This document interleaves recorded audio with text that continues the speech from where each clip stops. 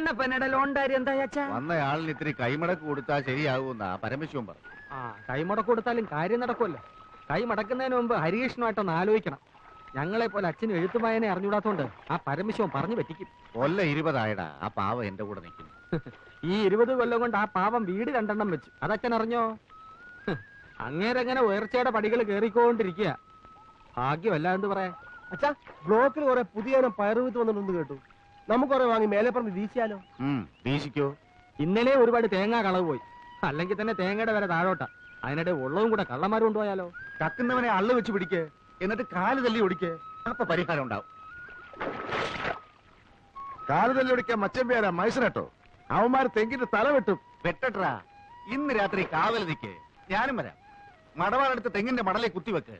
രക്ഷയില്ലാച്ച വെട്ടിക്കോ, ബാക്കി കാര്യം ഞാൻ നോക്കിക്കോളാം. വേണ്ട മച്ചമ്പി വേണ്ട, അതിന് കിടന്ന് കളിച്ചാൽ തീക്കളിയാകും. താനൊക്കെ പിന്നെ എന്തിനാടോ ഇങ്ങനെ ആണാന്നും പറഞ്ഞ് നടക്കുന്നേ? അല്ല, 24 മണിക്കൂർ ഇങ്ങനെ വെള്ളത്തിൽ കിടന്നാലേ ഉള്ള ആണത്വം പോവും. താനേ കാണ്ടാമൃഗം.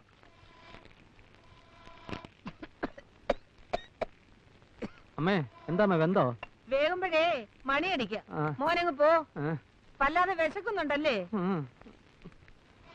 പകൽ നേരത്ത് ഒന്ന് പുറംപണി ചെയ്യാൻ ഇവിടെ ഇഷ്ടം പോലെ ആൾക്കാരുണ്ട്. ഇവിടെ താമസിച്ച് പണിയാനാണ് അമ്മേ ഒരാളെ കിട്ടാത്തത്.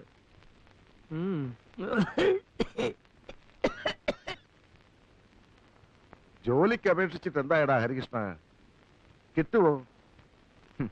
ഈ വീട്ടിൽ നിന്ന് രക്ഷപ്പെടണമെങ്കിൽ എനിക്കൊരു ജോലി കിട്ടിയേ പറ്റൂ. പ്രൈവറ്റ് എങ്കിൽ പ്രൈവറ്റ്, പബ്ലിക് എങ്കിൽ പബ്ലിക്. ഞാൻ ചാടും. നീ ഒരു ജോലിക്ക് കയറുന്ന ഞാൻ കണ്ടസാടാ. നീ ധൈര്യമായിട്ട് കയറ്. വീട് വിട്ട് പുറത്ത് ജോലിക്ക് പോകുന്നത് അച്ഛൻ ഇഷ്ടാവോ എന്തോ? ഏതായാലും അച്ഛന്റെ സമ്മതം കൂടി അറിഞ്ഞിട്ട് പോരെ. ഇങ്ങനത്തെ ഏട്ടന്മാരുണ്ടാവുന്നതിലും നല്ലതേ ജനിക്കാതെ ഞാനൊക്കെ ഗർഭത്തിലേ തൂങ്ങിച്ചാണമായിരുന്നു.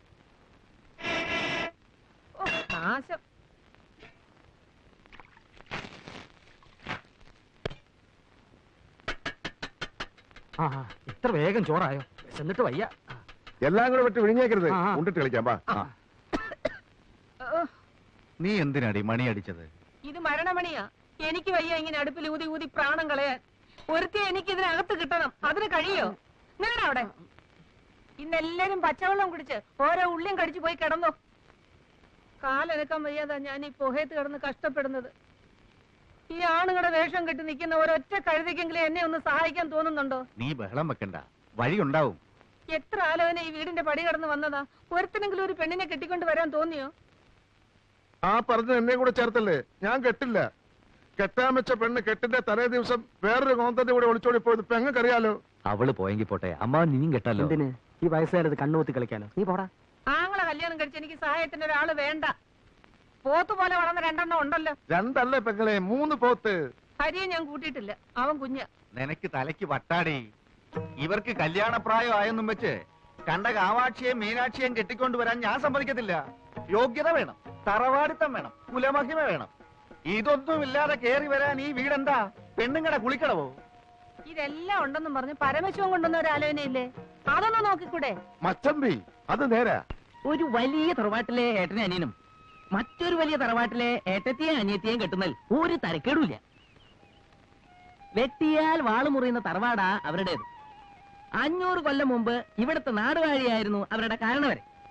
കുലമഹിമ ഇതിലപ്പുറം ചിന്തിക്കാനുണ്ടോ? എന്നാൽ അന്നങ്ങേർ ഇവിടുത്തെ പേര് കേട്ടത് സിംഹമായിരുന്നിരിക്കണം. 500 കൊല്ലം മുമ്പ് ഇവിടെ മുഴുവൻ കാണായിരുന്നടാ. എന്റെ ഏട്ടന്മാര് കല്യാണം കഴിക്കുന്ന ആരെയായാലും കൊള്ളാം, അവർക്ക് ഇത്തിരി ഭംഗി വേണം. അതെനിക്ക് നിർബന്ധം. അതെനിക്ക് നിർബന്ധം. പെണ്ണാളെങ്ങനെ?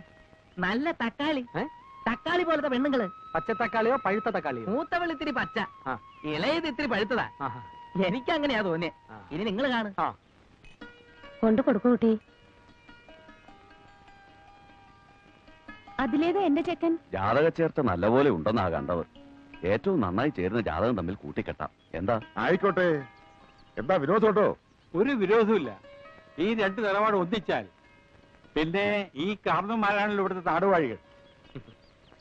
പച്ചത്തക്കാളി വരട്ടെ.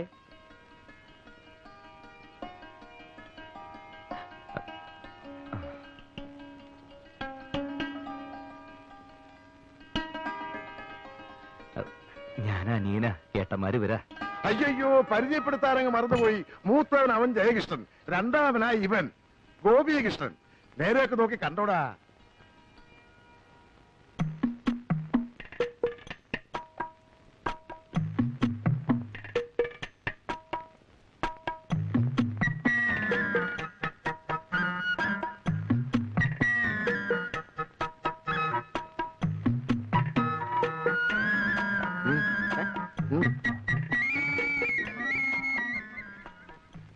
എന്താ അതിന്റെ അഭിപ്രായം? എനിക്കല്ലേ നല്ലതാ, എനിക്കത് മതി. നിന്റെ കാര്യം എങ്ങനെ? എനിക്ക് ഇളയതിനെ മതി. എടാ, നിനക്ക് പറഞ്ഞു വെച്ചിരുന്ന മൂത്തേനെയാ. അതിനെനിക്ക് വേണ്ട. അതിന് മൂപ്പിത്തിരി കൂടും. അമ്മാവിന് ഇതിൽ ഇടപെട്ട് എന്റെ കാര്യം കലക്കരുത്. ഇത് നടന്നില്ല, എനിക്ക് ഇനി വിവാഹമേ വേണ്ട. എന്താടി ഇരുന്ന് മോങ്ങുന്നത്? എന്താണെന്ന് അവർക്ക് ആ രണ്ടുപേരെയും വേണ്ടെന്ന്. രണ്ടിനും പഠിപ്പില്ല അത്രേ. അത്ര നിർബന്ധാണെങ്കിൽ ഇളയവനെ കെട്ടിക്കൊള്ളാൻ നിർത്തി. അപ്പൊ മൂത്തവൾക്കും അവനെ തന്നെ വേണം. പുറത്ത് അതിലും വലിയ പ്രശ്ന. രണ്ടാൾക്ക് ഇളയതിനെ മതി, മൂത്തതിന് ആർക്കും വേണ്ട. ഞാൻ എന്താ ചെയ്യാ? ഇവളുമാർക്ക് ഇത്രയും ബുദ്ധിയില്ലാണ്ടായല്ലോ. ഇത്രയധികം സ്വത്തുള്ള കുടുംബത്തിൽ നിന്ന് ഇങ്ങനെ ഒരു ആലോചന ഇതിനു മുമ്പ് വന്നിട്ടുണ്ടോ? ഞങ്ങൾക്കുള്ള സ്വത്തൊക്കെ മതി. അത് ഒന്ന് 8ാം ക്ലാസ്സും ഒന്ന് 7ാം ക്ലാസ്സും. നേരം വേണം പേരിന്റെ സ്പെല്ലിംഗ് പോലും പറയാൻ അറിയില്ല. അവരെ കെട്ടാൻ ഞങ്ങൾക്ക് വയ്യ. അത്രയ്ക്ക് ദണ്ണമാണ് മൂത്തേനെ അമ്മാവൻ കെട്ടി. പെണ്ണ് കാണാൻ വന്നിട്ട് ഒരുമാതിരി വിട്ടിത്തരം കാണിക്കരുത്. എന്താ അവരുടെ തീരുമാനം? എനിക്ക് അനിയത്തിയാ മതി. എനിക്കും അനിയത്തിയാ മതി.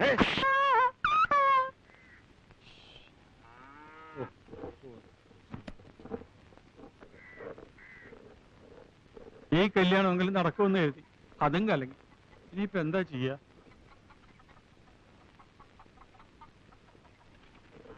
പുറം ജോലിക്ക് ഒരു പണിക്കാരിയെ കൊണ്ടുവന്നിട്ടുണ്ട്.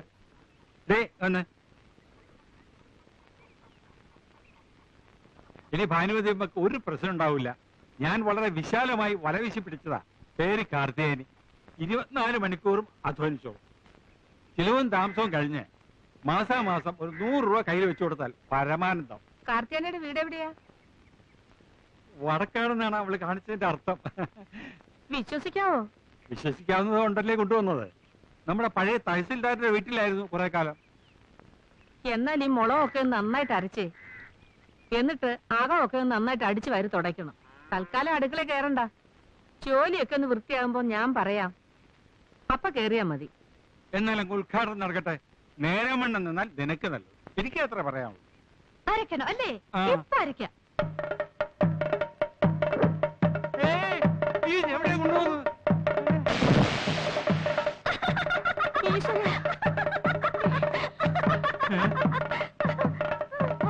എന്റെ പൗഡർ ഇട്ടേരാട്ടോ. ചെയ്യല്ലേ?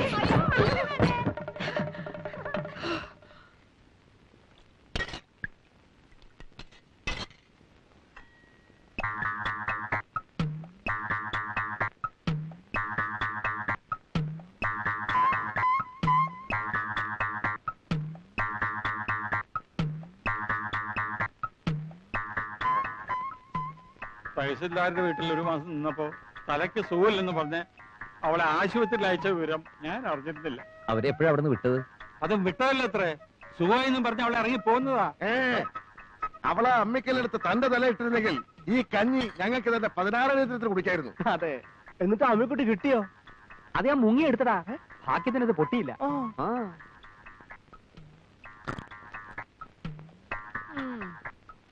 വിതച്ചാലും കൊയ്താലും പോരാ, തിന്നാനും യോഗം വേണം.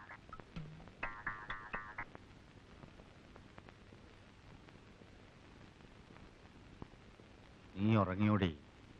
അയ്യോ, എല്ലാ ജോലിയും ഒറ്റയ്ക്ക് ചെയ്ത് നിനക്ക് പെട്ടെന്ന് വയസ്സായല്ലോടി.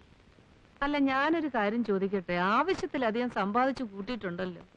ഒരു 2 തലമുറയ്ക്ക് തിന്നാനുള്ള നെല്ല് ഏതു നേരത്ത് നോക്കിയാലും നമ്മുടെ പത്തായത്തിലുണ്ട് താനും.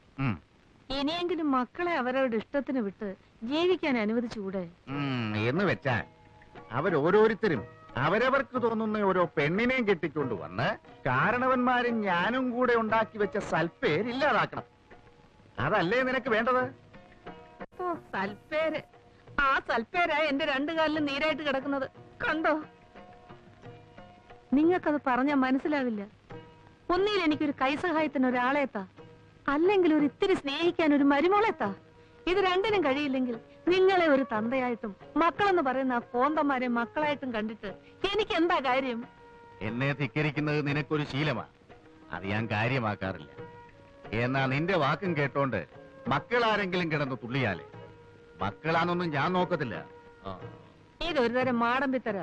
ഇത് ഒഴിവാക്കുന്നത് ആ വയസ്സുകാലത്ത് ബുദ്ധി. പണ്ടത്തെ കാലത്തെ കൊല്ലത്തിലൊരിക്കൽ ആൾക്കാർക്ക് വയസ്സ് കൂടുന്നത്. ഇപ്പൊ ഒരൊറ്റ ആഴ്ച കൊണ്ടാ ഓരോരുത്തർ കിളവന്മാരാകുന്നത്. ഈ മനുഷ്യന്റെ മനസ്സൊന്നും മാറുന്നില്ലല്ലോ ഭഗവതി.